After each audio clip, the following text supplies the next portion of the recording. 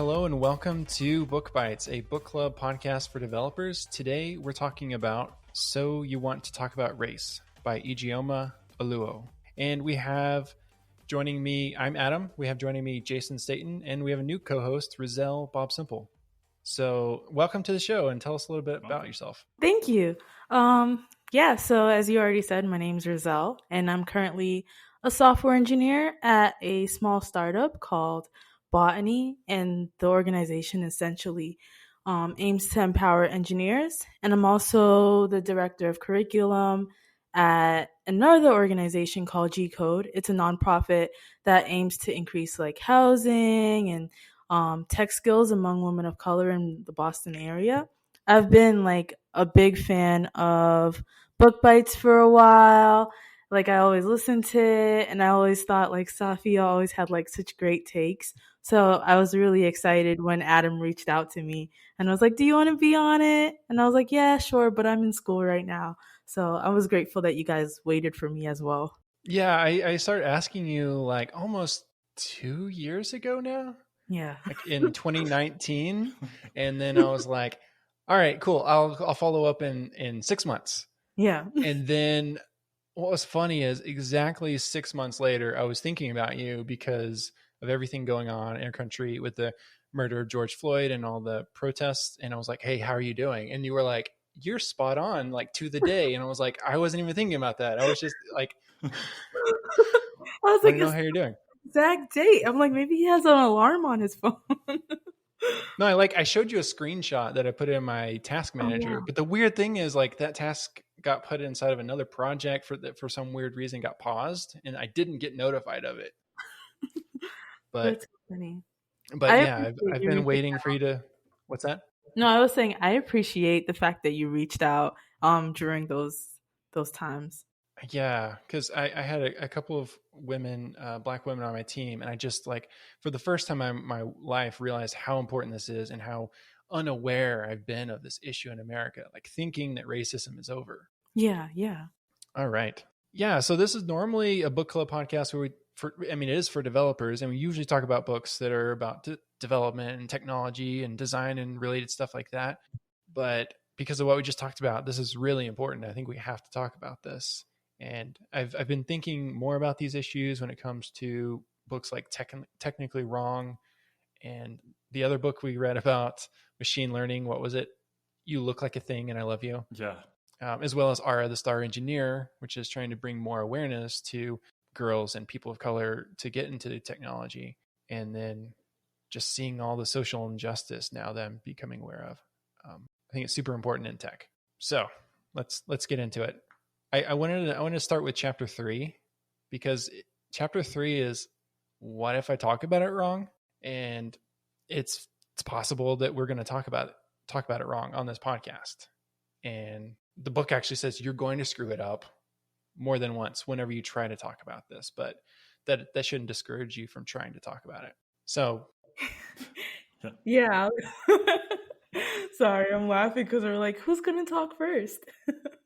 Yeah, so my intentions are to learn and understand the experience of others. I've been reading a lot and learning a lot, and learn what I can do to make changes and to just be open to talk to more people about this. I think the interesting thing for having a discussion too is like, what are going to be even the points of running into a place where I haven't thought about something before, or like I don't have like a good answer for it, or my view is just skewed due to who I am, and so that's what I'm excited to have the discussion for. So as it said, yeah, you're gonna screw this up, but it also later in the book also says like we need to talk about this and we need to keep talking about this because it's an important thing, and so here we are. Yeah. And if it brings any comfort to you guys or any other like listeners who aren't of a minority background, I too have evolved in my thinking on certain things about race as well. Like younger me thought differently about certain racial issues because I hadn't experienced them as yet. So like you guys said, we might say something wrong, but that's okay as long as we're like open to listening and reading and learning more about those topics. Yeah. So going back to chapter 1, I guess it's called "Is It Really About Race?" And this chapter seemed really radical to me at first, because it pretty bluntly says it is about race if a person of color says that it is about race, and we have to believe them. And I think maybe it's this chapter that talks about this analogy of if you're walking down the road and you just constantly are getting hit by people in the face or whatever, then, and after a while you're going to be like, hey, and call out that person and say, stop doing that. And they might be like, well, it's my right to gesticulate wildly. I didn't mean anything by it. And it's like, but it's causing harm. And I'm constantly, whether you meant to or not, I'm constantly being harmed. Yeah. Yeah, I agree. I've always been frustrated when people are like, this isn't about race, or it's not always about race, because I'm like, I feel like it's always about race.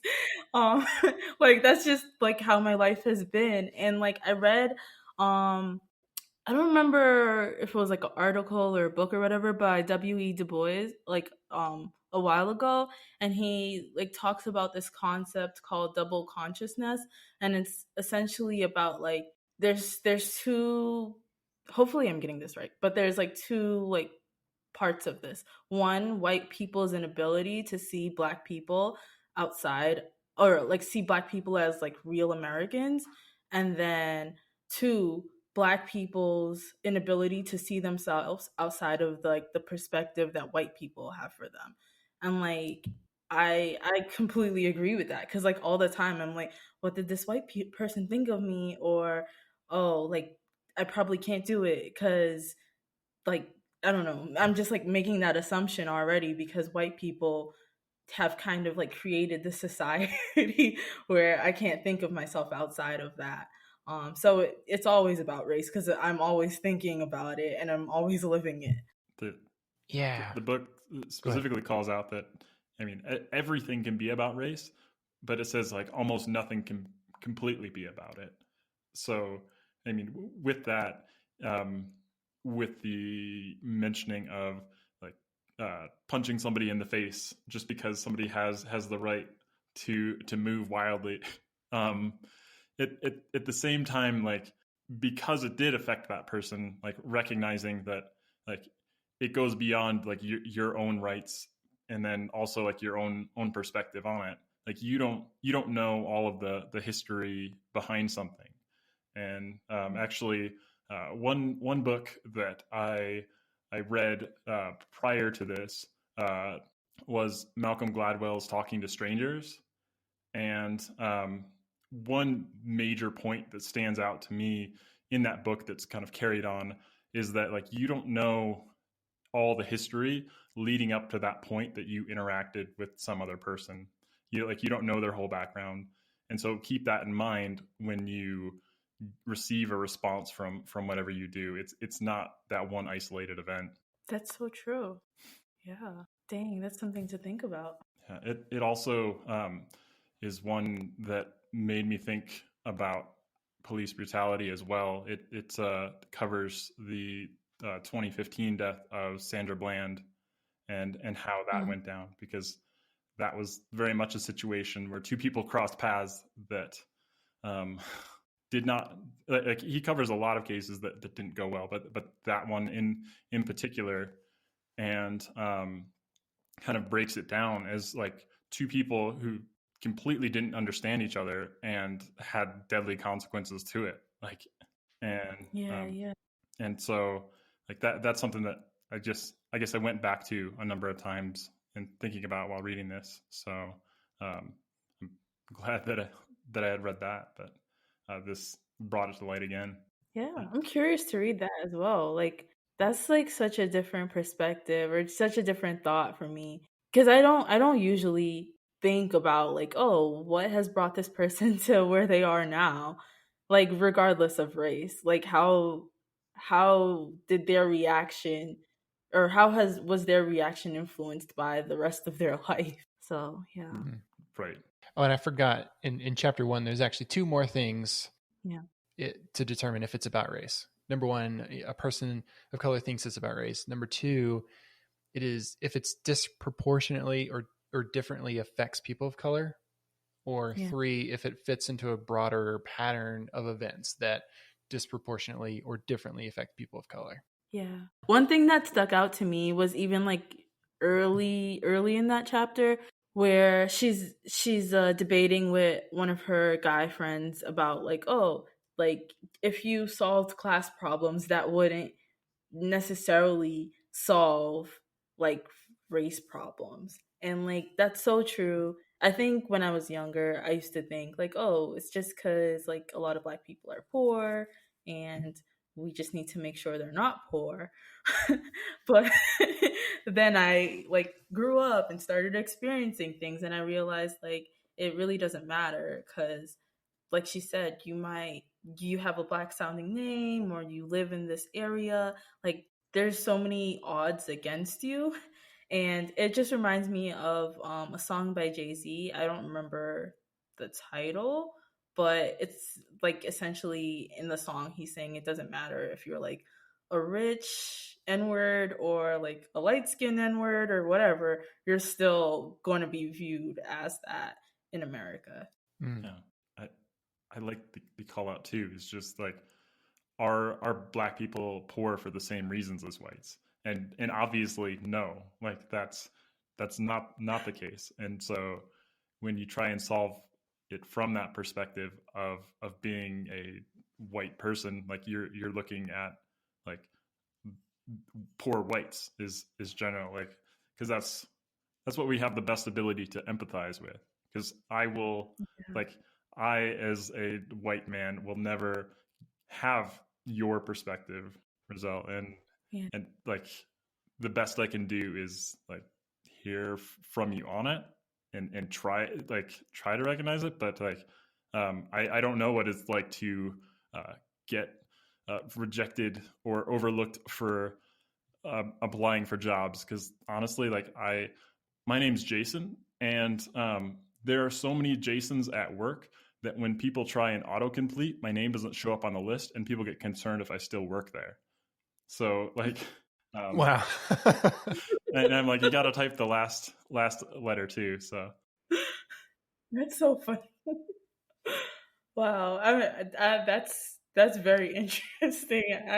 I wish I could experience that. I don't know if I've ever been like I've always heard people say that, and I'm curious. Have I been overlooked for jobs because of my name? I'm not sure, but I hope not. Who knows? You'll never know. Yeah, really. And that's the thing. Like nobody's gonna outright say it and say no, I didn't choose you because of that. There are various other things that can be said, like you're just not a fit. Like that's the classic thing mentioned in like any tech rejection, or I guess not even just tech, but just like rejection in general today. Yeah, unfortunately, we had many other qualified applicants apply. You're like, okay. Yeah. Mm-hmm. Yeah. What was the third point again that they had in if it fits into a broader pattern of events that affect people. And what I thought was interesting is it's just affects them disproportionately or differently. It doesn't even say in a bad way. Although, usually it's bad. I like this quote in this chapter. It says, often being a person of color in a white dominated society is like being in an abusive relationship with the world. Oh, definitely. I would concur 100%. But it's not, at least from my perspective, it's kind of like when a lot of news came out that like Boston's the most racist city, and I was like, what are you guys talking about? Like, no one's, at first I was like no one's like yelling the N-word at me, or like I don't feel like this like direct blatant racism. And that's like maybe how I imagine like more abusive relationships, but it's more like subtle, and that's also kind of emotionally abusive, where like maybe if like, I guess if we're continuing with that like abusive thing, like maybe if you had like a boyfriend who hits you or says mean stuff to you, now you're always like bracing and nervous if they're going to do it again. And I think that's how I do feel usually when I'm around white people. I'm like, oh, what are they going to say? I'm not sure. Like, what did they mean about that? I'm like consistently skeptical, nervous, remembering a situation that happened before. And I'm like, is that what they really meant? So I do like really agree that it is an abusive relationship. And oftentimes when you're in an abusive relationship, you don't even realize that you're in one. Yeah. I also like this part that's more aimed at white people, I guess, that we like to filter new information through our own experiences. And so when I run the situation of a person of color through my head, it might not compute because I haven't experienced that. I just don't know what it's like to not be white. I don't know what it's like to be black. I don't know what it's like to be Latinx. Yeah. I just don't like. And so that's why I think it's so important to listen. Yeah. And listen to what their experiences are, because I'm never going to experience that. I think you talking about the backlash too in Boston, saying like, I mean, what are you talking about? Like everything, things aren't terrible. Like people aren't holding up signs, they're yelling out the N-word. And I mean, it's kind of like where too in this chapter they talk about some people claiming that Black people can succeed. Like it says, look at Oprah or Beyonce or Obama, and the counter to that being that successful whites, like you don't have to list them out. Like it's just like the default, or like there are so many that they don't stand out, and so like that itself should be a clear denoting of there's something different. Like and then also you talking about it being more subtle. I mean that also leads into chapter 2 as well, about like what is racism, and it says that it's not like Nazis and cross burnings. Like those are the easy things to spot. Yeah. It's the system in general that just like surrounds us. We're just living in it and we don't even realize all of the limitations that we have sometimes. Yeah, so its definition in this book is a prejudice against someone based on race when those prejudices are reinforced by systems of power. And I read another book recently called This Book is Anti-Racist, and it talks about this idea of like the dominant culture, and every person has a bunch of different identities, which I think this book talks about in the chapter on intersectionality. You have race, religion, gender, sexual orientation, all sorts of identities. And the more identities you have that fit in with the dominant culture, then the more privileges you have. And when I look at my identities, every single one of my identities fits in with the dominant culture. So I mean, I stand to benefit from racism. I stand to benefit from sexism. And then there's the second to last chapter in this book says, if you're white in a white supremacist culture, you're racist.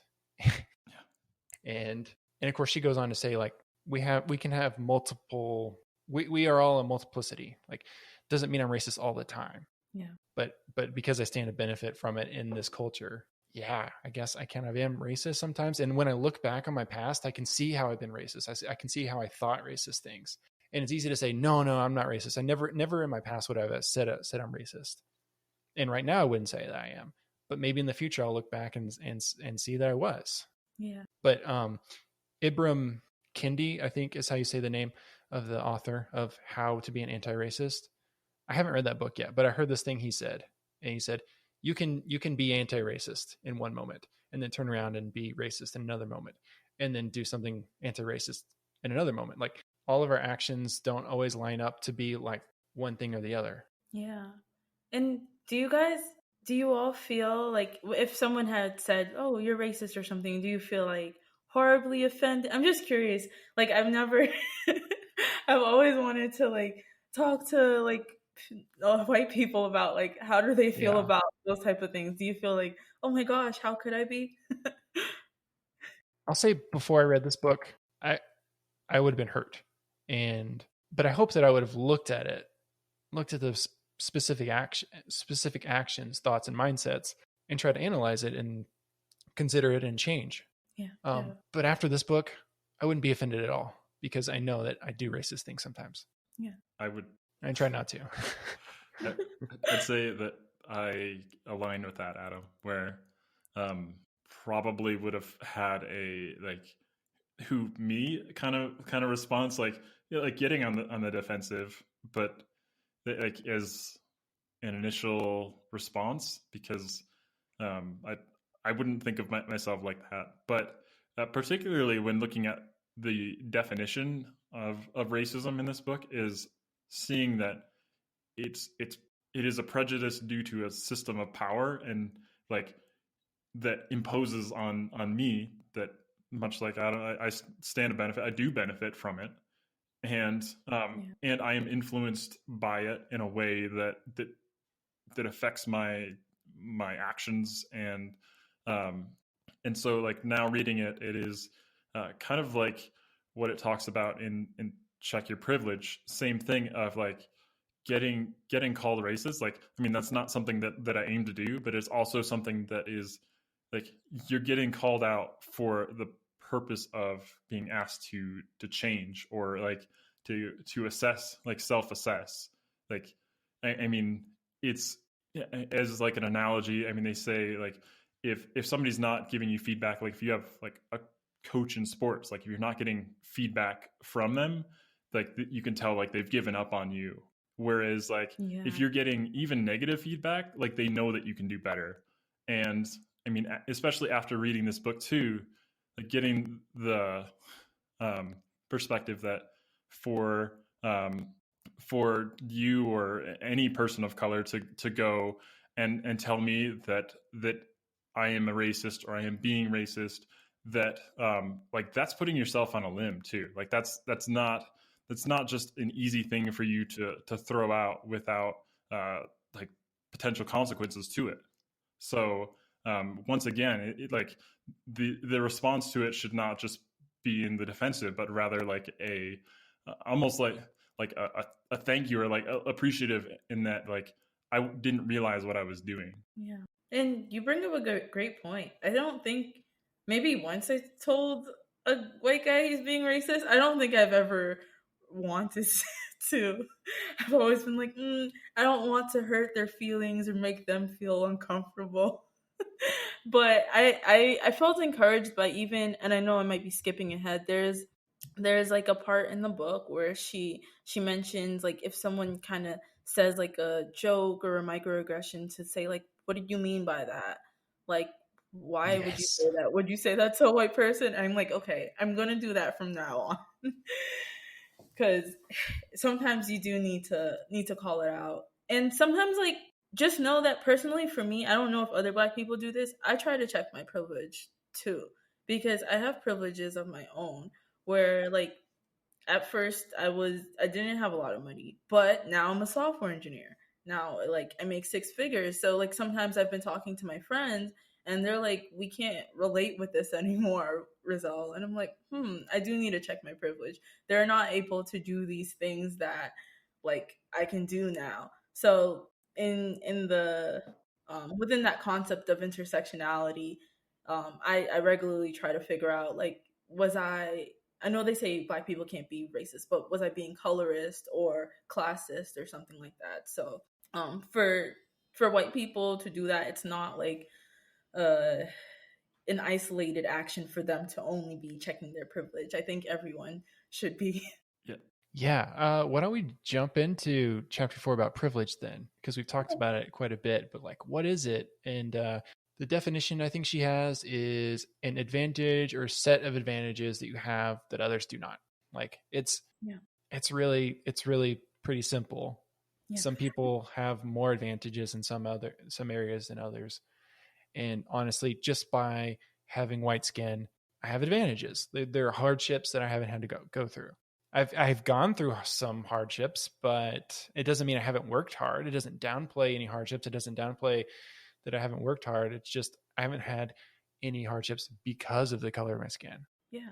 And some people look at privilege as like such a negative term, but like I never understand why. Like I do want to have privileges and I do recognize the privileges that I have, and I try to like use those privileges to help people who don't have privilege, because I remember when I might not have had a certain privilege and I'm like I would have really appreciated if someone knew this and helped me out. So I don't know, I look at privilege as like such a positive thing, but when I talk to people about privileges, they're like, "Oh, I'm not privileged." Da da da da da. I'm like, everybody has, like you said, everybody has had their own disadvantages, and everybody has had their own privileges, and yeah, it's just important to like regularly check up on them, because sometimes they improve or disappear or whatever, and it's just good to like reevaluate and be like, where am I at, and how can I like help to Yeah. bring somebody else up. That's a good positive perspective. She's got like a list at the end of this chapter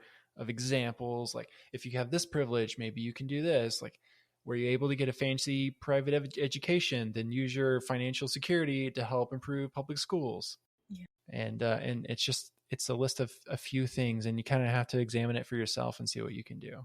Yeah, I mean, but you were talking about why do people hate the concept? She asked, why is it so threatening?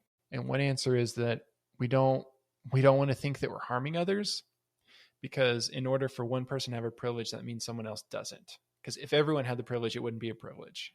Yeah. Advantage comes with a disadvantage. Like someone is losing out in order for you to have that. And and it's like you both said, like it's not something that you should feel bad about. But yeah, I mean, I guess there's always the question of like of what are you doing with it.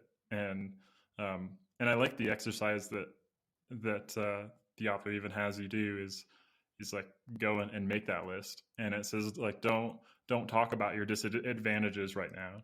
Like if you need to, like maybe, but like try and hold off and like look at the list. And I mean, for me, like I mean, like I made like the initial kind of list, but then kind of like, you know, saying like white and male and neurotypical, like calling on a lot of them that she has there, but then even going and putting it in the perspective of where we are now with like I have a job that I can work remote. Like that was something that came to me where like so many people are impacted and displaced by COVID. But like for me, like it was really just, I mean, bring my laptop home. Yeah, that's a good example of a thing that's disproportionately affecting people of color. Yeah. Like COVID. Yeah. It's crazy how much it's affecting like the Black community, especially like access to COVID tests. My boyfriend, he lives in the suburbs, so he I mean, now we live together, but when he lived in the suburbs, it was so easy for him to get a test. And then when he moved to like the hood, quote unquote, with me, he's like, "Oh my gosh, these lines are long." Like it literally took us like 3-4 hours. He's like, "This is ridiculous. I can't believe you live like this." So yeah, it just giving that as an example. Yeah. Another thing about privilege is we don't want to think that we don't deserve everything we have. Because like the idea is if you got some of your stuff, not just from working hard, but because of privilege, then I don't know, you'll feel bad because you didn't have to work as hard as some people. Yeah. That's a tough one. No, I'm curious of y'all's thoughts on this. I don't know. I've always tried to be appreciative, but there could be things that I'm not even thinking of that like that are privileges for me that I figured like I just deserve it because I just worked really hard. But I try really hard to like be appreciative of all the privileges that I have. Yeah, I don't know. Yeah, I don't know. The positive note you started on is probably a good place to end. Like just to think about your privileges and use them Yeah. to help people. Okay. Another thing we talked a lot about already is intersectionality, but we could talk about that a little bit. I thought it was interesting. She mentions where, no, she doesn't. Well, I saw in another book where this term came from. I had never heard about this prior to reading. So, in this book as an anti-racist, it comes from Kimberly Crenshaw, a black female lawyer. This was in 1989. She coined the term intersectionality to help us better understand that being a woman and black creates greater disadvantage than just being a woman or just being black. Yeah. Wait, you never heard of it? Sorry, I'm curious to hear about that too. Like, you've never heard of intersectionality until you read the book. I hadn't either. The concept seems clear, but like the term itself, yeah, honestly, no, I have not heard of it, and that itself is like, it makes my privilege obvious because so many of the things all align around like not being at a disadvantage. Yeah. Wow, that's crazy. And I thought it was like a common term, so that's so super interesting. Yeah. Because like I said earlier, like the intersection of all my identities fits right into the dominant culture. So it just like, it doesn't even occur to me. And I watched this video called White Men, Time to Discover Your Cultural Blind Spots. It's a TED Talk. And one of the things he says is white men don't know we're part of a group and we have a culture. Like we're like fish in water. Like we don't even know we're in water. Oh my God. That's so crazy. I guess maybe even before I knew the term, I was like aware of it. Like starting with when I was young, I'm an immigrant, so like a lot of the things that like American people were talking about, I'm like, I don't get it. I don't fit in. And then like, yeah, as a black woman, sometimes like white women try to relate to me or say stuff, and I'm like, I don't even know. But I'm like, it's just not the same. Like, I don't know. Even sometimes gay white men, like I know that they also have disadvantages as well. But they'll try to like relate with me and they'd be like, we're the same. We had the same experience. And I'm like, no, we don't. Like if people didn't know you were gay, then you'd just be a white man. So I mean, like, I don't know. Right. Different sets of privileges and different sets of disadvantages like that come with it. And I mean, even the author herself like brings it up in a couple of cases. Like she talks about the group she was with in Seattle, where they were like more like upper class people of color coming together to have fancy lunches and to be approached by someone that they didn't consider initially as part of their group, and the awkward silence that even came with it. Like they weren't thinking of that. And I think she does a great job too of calling out like why so many movements are slow to adopt it as well.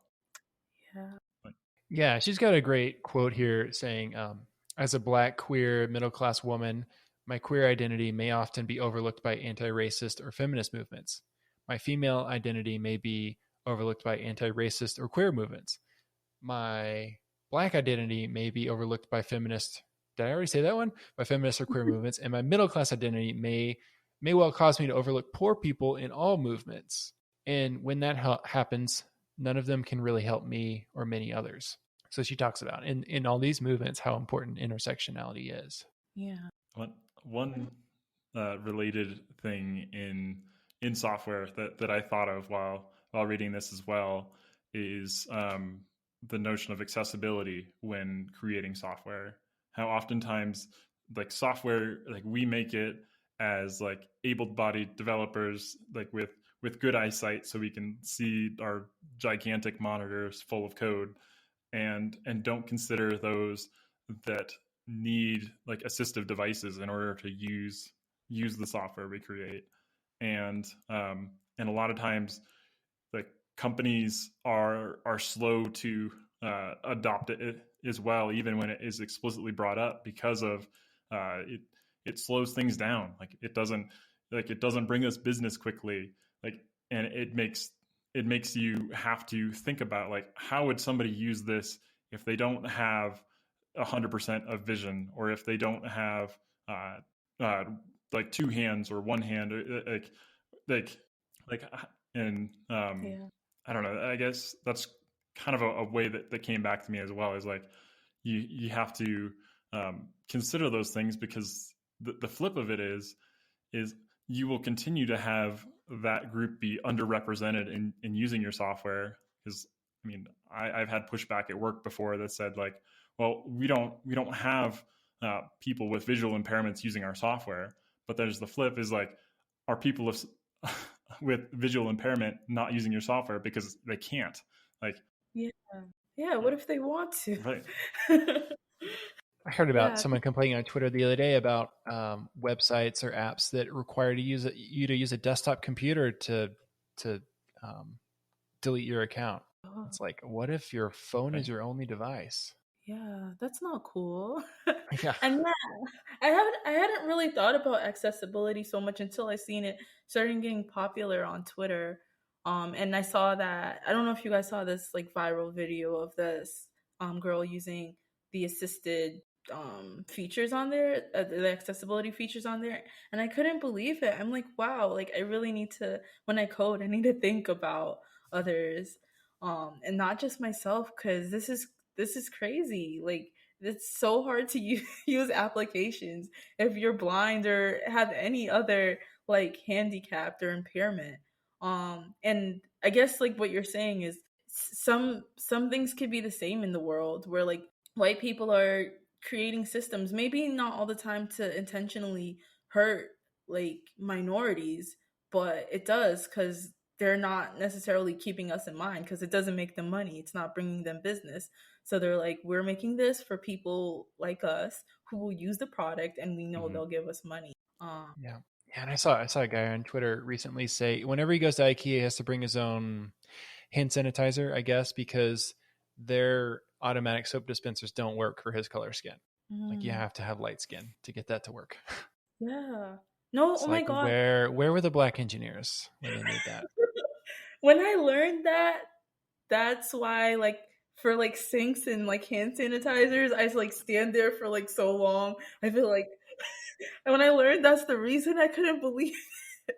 Because I was like, Yeah. oh, people are washing their hands so fast. I'm like, what? Gosh, that's so annoying. That's like Yeah. just like a slap in the face when you're walking down Yeah. the sidewalk. Yeah, so the next chapter is about police brutality. Yeah. I have learned recently about what it was talking in this chapter about the history and the origin of the police force is crazy. That like police have never been about protecting black people. The history is protecting white people and controlling black and Native American populations. Like there were the night patrols and the slave patrols that had the principal task of catching escaped black slaves. And then eventually we started getting organized police kind of coming out of that. Yeah. And it's like it hasn't been that long in the history of our country. It's been like less than 100 years that police has been like super like organized and kind of try to be more standardized. Yeah. And that's why we've barely ever trusted them.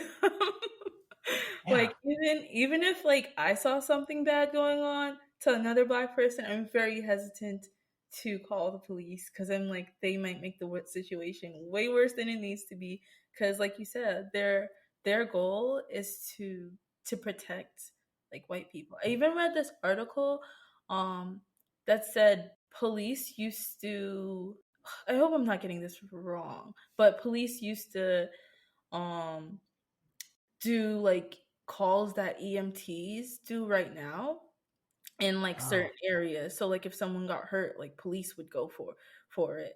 And like this black guy trained a group of people to like sorry, the words are running away from me, but they trained a group of people to essentially take care of like those like injuries or anything that would happen that you would call an EMT for.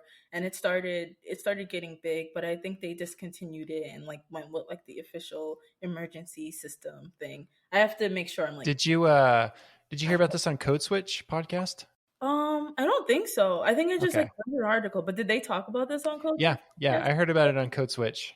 So Okay. I'll put a link to that one in the show notes. It was really interesting. Yeah. You're bringing up that example. I listened to another book, and it's called "When They Call You a Terrorist," and it is Patrice Concours, one of the Black Lives Matter founders.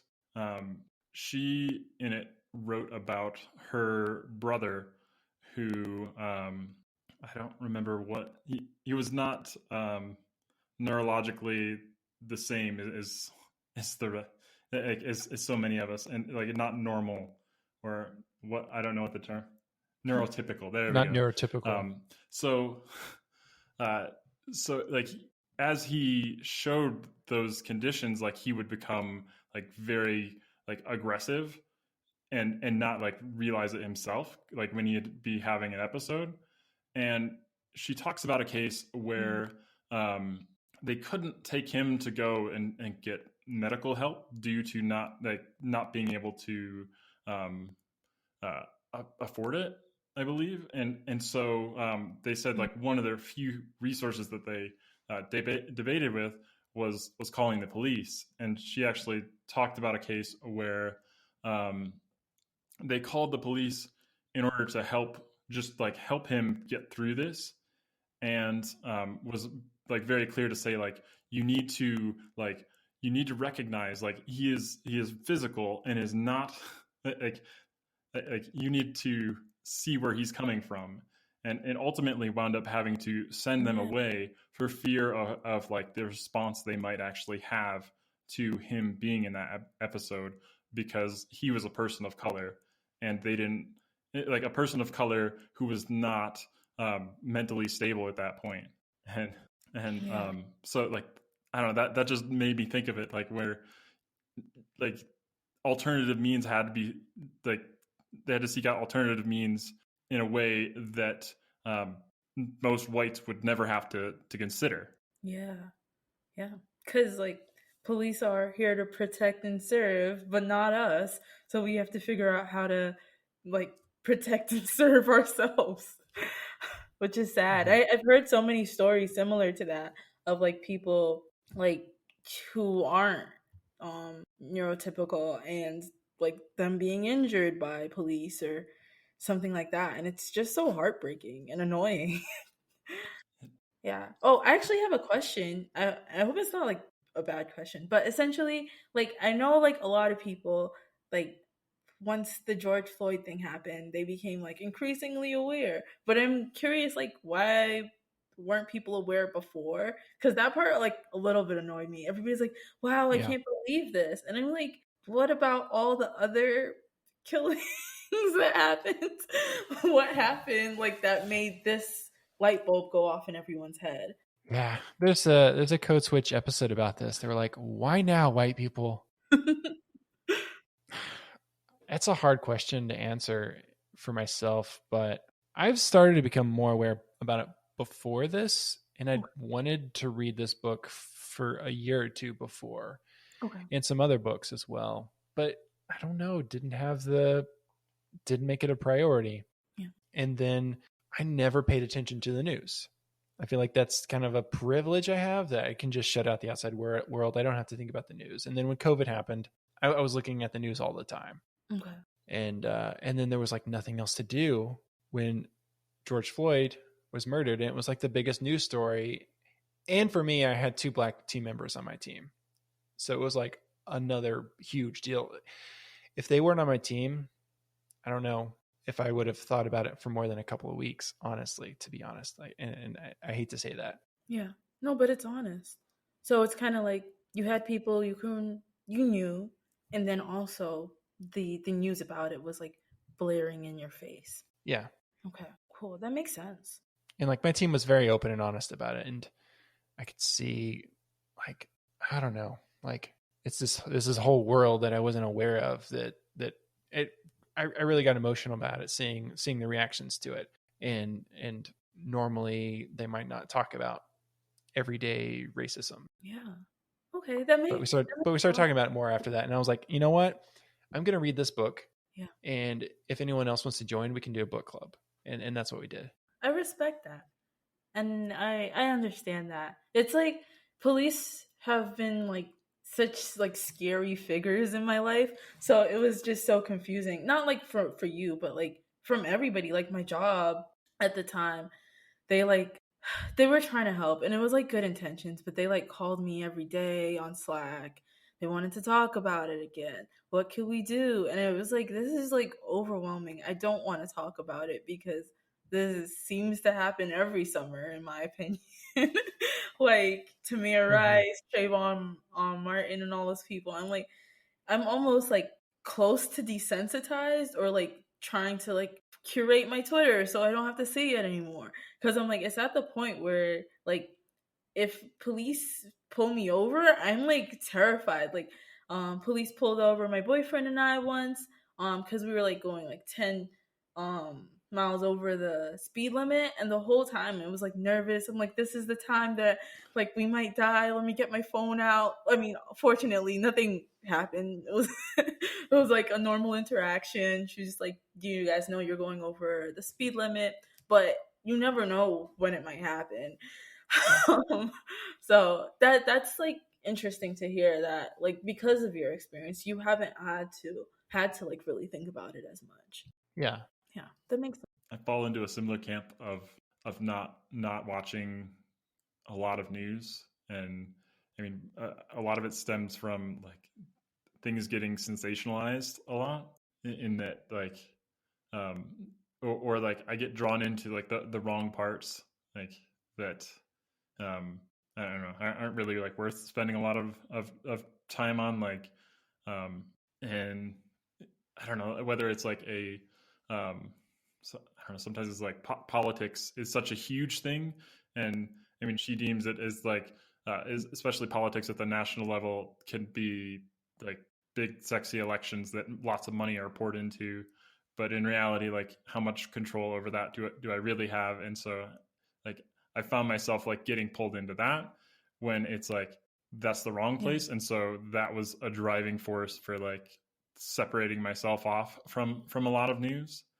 And I think I think one thing that is brought up in this book, and I think is important, is like the greater availability now of like people to have like recording devices, and also things like platforms like Twitter that give these movements something to stand on, that maybe aren't being covered in the right way, or like they're not covered by a major news outlet until it is brought up and has thousands of retweets, and then all of a sudden there's that piggybacking on of like, oh, we should, like, this is a serious thing. And I think the other part is like when it does like happen, like again and again and again and again, like for me, like I see more that it's less and less like bad actors. Like I myself come with the drastically different perspective of what a police officer is, just inherent to my upbringing and my privilege that I have. But to see that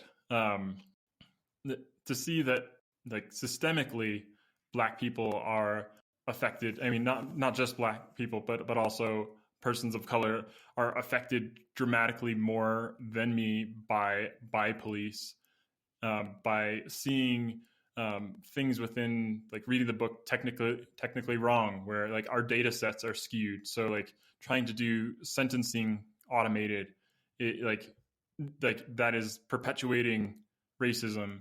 Like seeing like all of that kind of hit me like time and time again, like that draws it more to the forefront.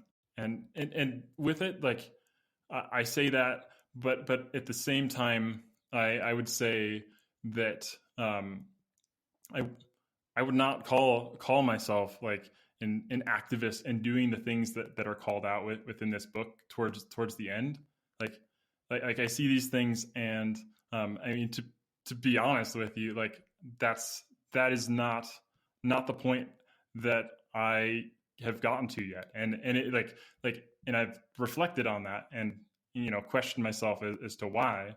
And it's because, like, much like it says, like it's easy, like it's easier to talk about, but it's also like it needs to go beyond that.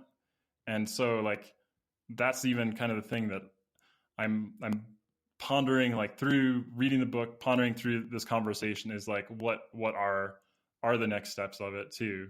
Is like, now that I'm informed and aware of it, like, what am I doing to continue to be aware, but also like continue to like use my privilege towards it.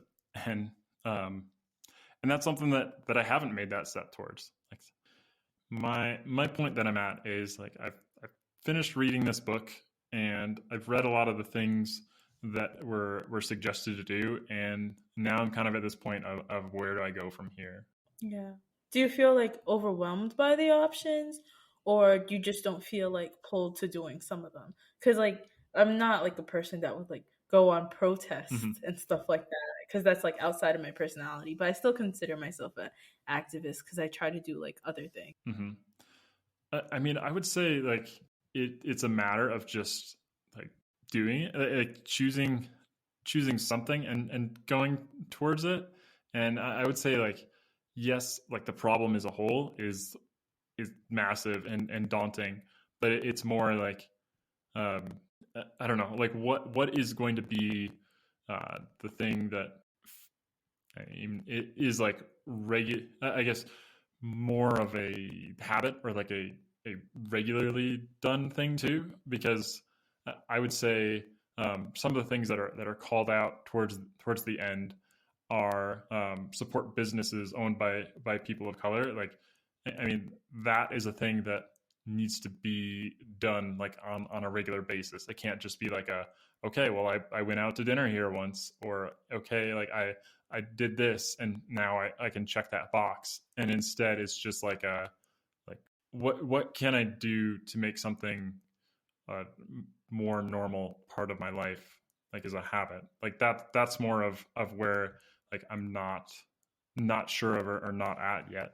Yeah, I guess, like, I don't want to like Oh, say what you please said do. anyway, but maybe like a couple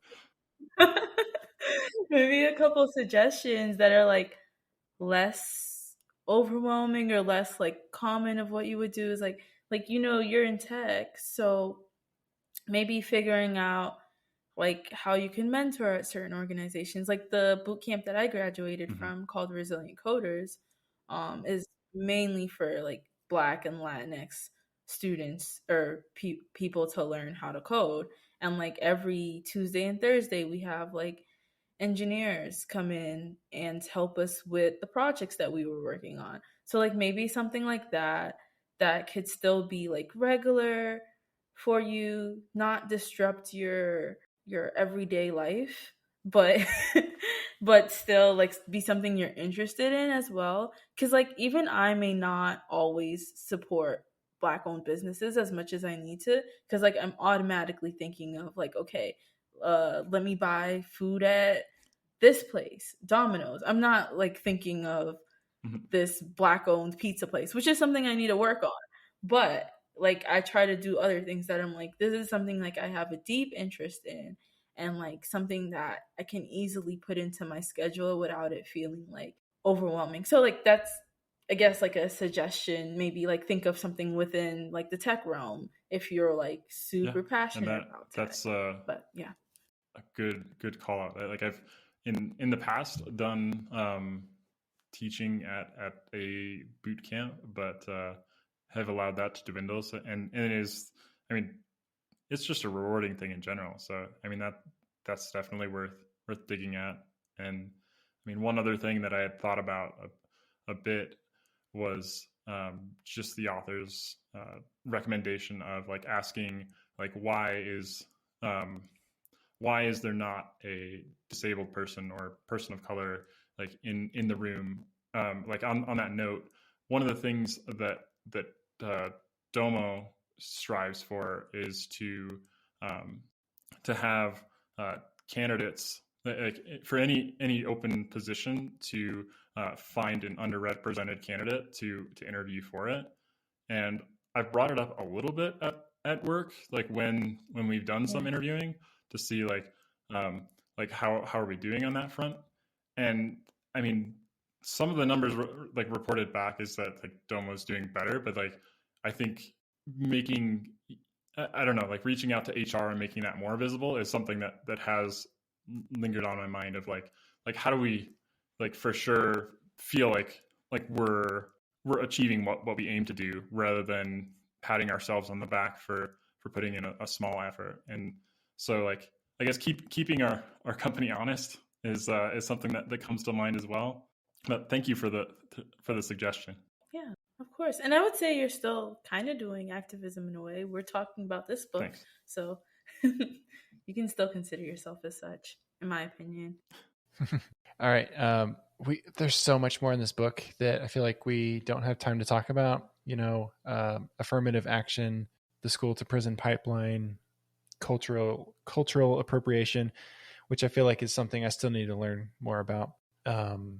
Microaggressions. Let's go ahead and talk about microaggressions because you said you wanted to make sure we talk about that one. What are microaggressions? If you want to say like the book definition too, because it's something that the reason I don't think I have a book definition. It's something that I'm not sure I would eloquently define it, but it's something that's fine. That's fine. To me, it's like those like little remarks. Yeah, I don't know how it would define it, but reading that chapter made me realize I brush over a lot of microaggressions because they seem so small, and I'm like, I'm being sensitive, so it's not that serious. But eventually it like weighs on you. Like everything she said in the chapter like really hit home, which is why I really liked it.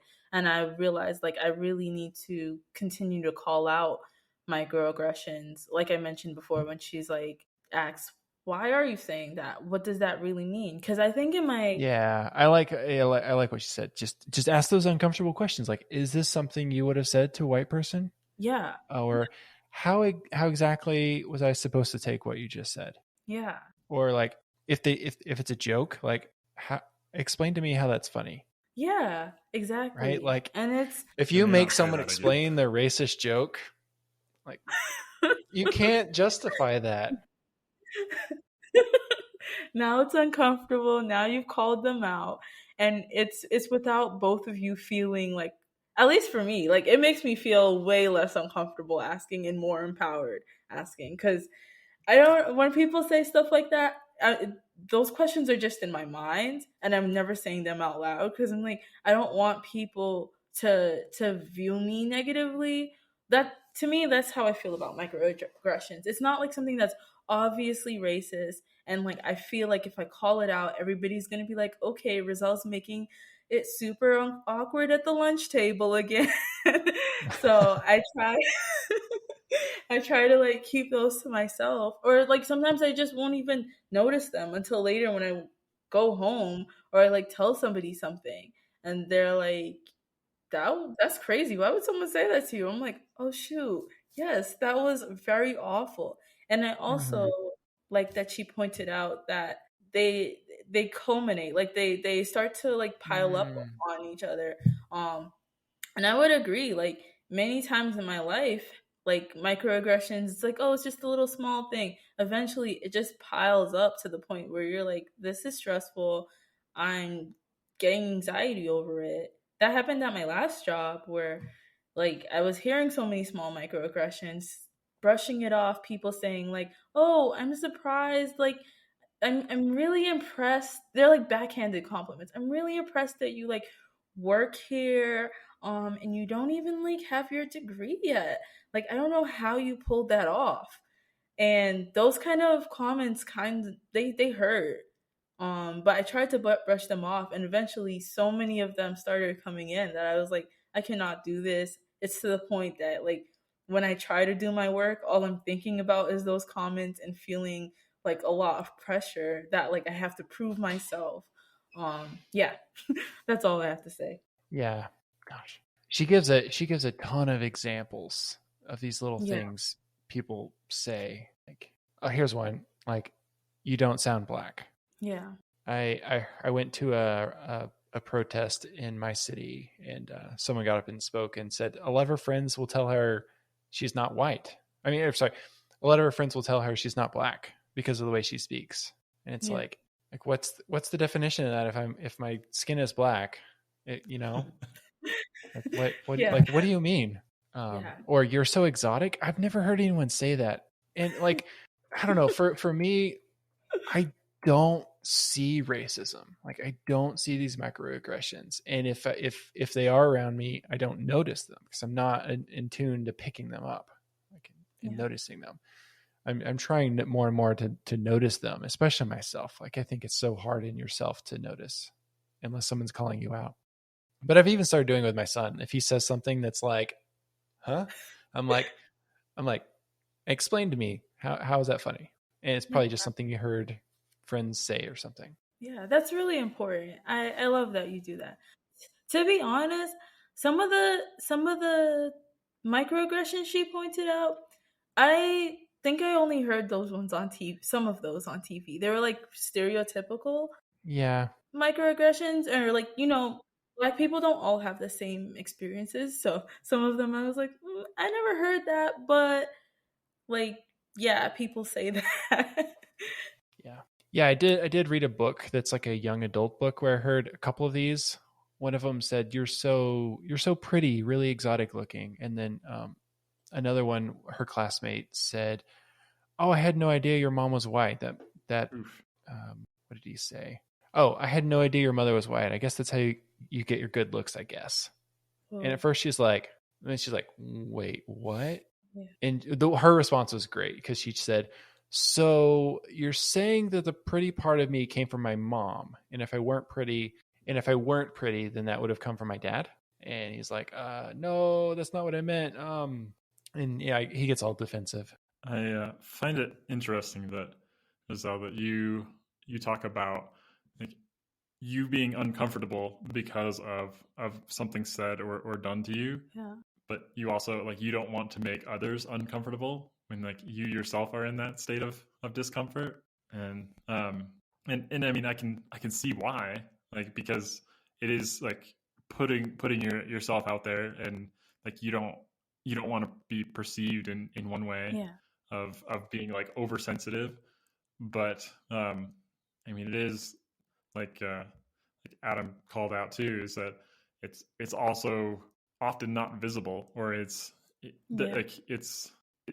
don't know, it seems so subtle, or like it's not thought of by people that are privileged, and yet like that's what you deal with, your discomfort on your own, or your discomfort until like you get home and share it with somebody else. Yeah. Like it's so sad. Like I sometimes even have found myself like someone will say a microaggression and I'd like laugh with it or something like that. Like I'd continue to joke with it, and like that's just disgusting of me to do. But it's just like there's multiple things in addition to me not wanting to make other people uncomfortable, then I would make myself feel more uncomfortable. And it's also sometimes like exhausting to like start to explain why certain situations happening. I even remember like it was like me and three other Black girls that were in my class, and we were talking to our philosophy teacher about like explaining things to white people is sometimes exhausting. And then that conversation became exhausting because we were trying to tell him like we don't want to explain, and he's like, you have to or else people won't grow. And I'm like, right, but can't they do the work themselves? Yeah. And then I was like, even this conversation with him was exhausting. I'm I like, know. Yeah, getting I've heard this too, and so since I heard that, I've been hesitant to ask people, Black people that I know, these kind of questions, because they shouldn't have to do this emotional labor of explaining things to me. And I've tried to go out and learn on my own, but I don't know. At the same time, I think the conversation is important. Like, but I need to meet you halfway at least. Yeah. Yeah, I can understand that. It's hard for you to learn because you're not Black. You haven't experienced this. So you're like, I need to ask. And you're like, I'm not really sure what to Google.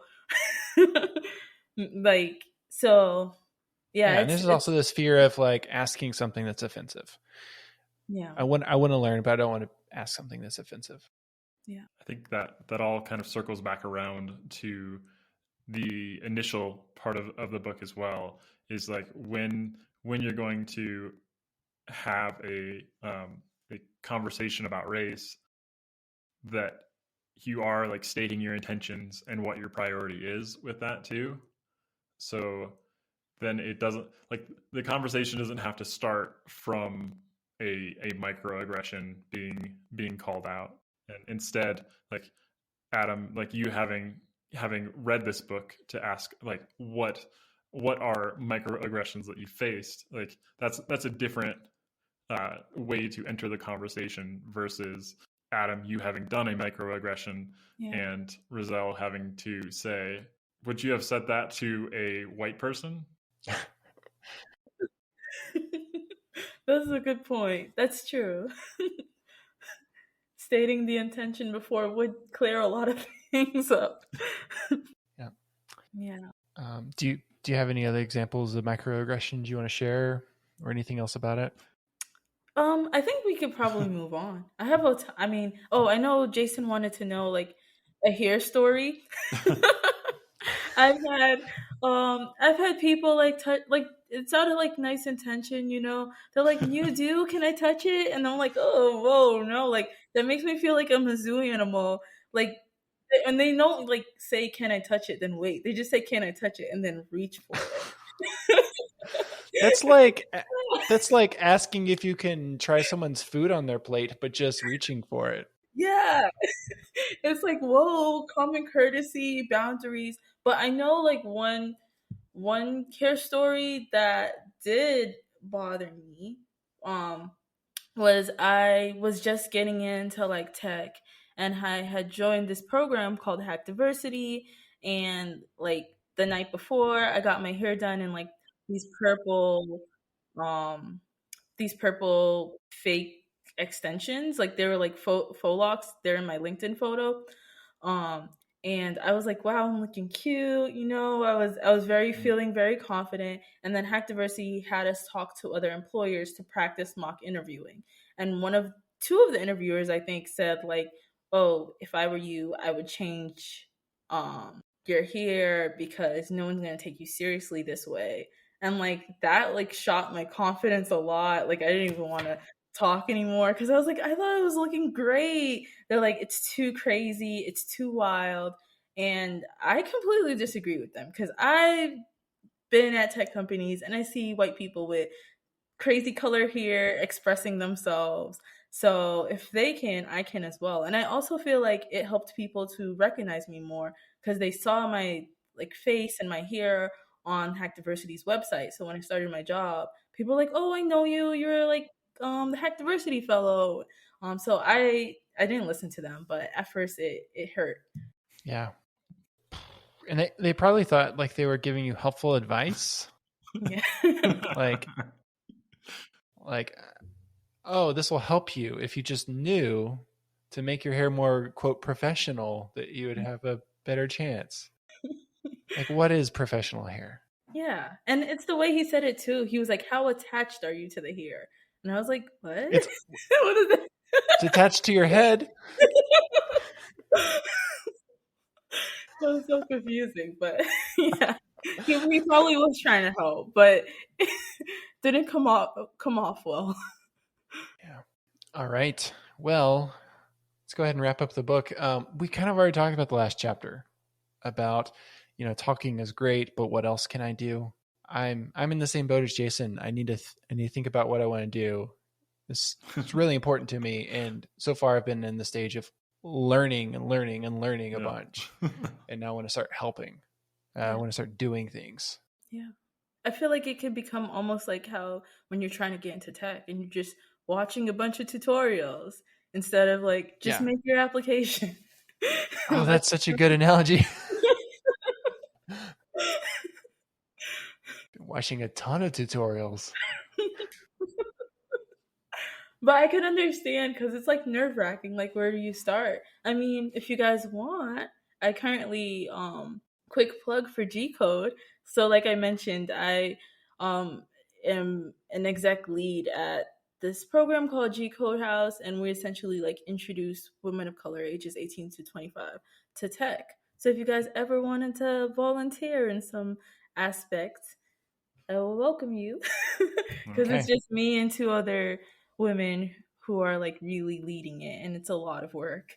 But if you wanted to just like do a presentation on like how to build a portfolio or something simple, that'd be awesome. Yeah, I think you can probably extend the same opportunity to the listeners if they're interested in helping. True. Right? Yeah, reach out to me. Cool. All right. Thank you so much for listening. If you want, you can follow us on Twitter at BookBytes FM, and each of us are on Twitter as well. I'm at Agarhar. Staten, you're at Staten Jason, and Rizel, how can people follow you? On Twitter at Rizel Bobb. And as well, if you haven't left a review on iTunes, that would be great. That helps people find the show, helps it rank higher, and we will see you next time. Bye. Bye. See ya.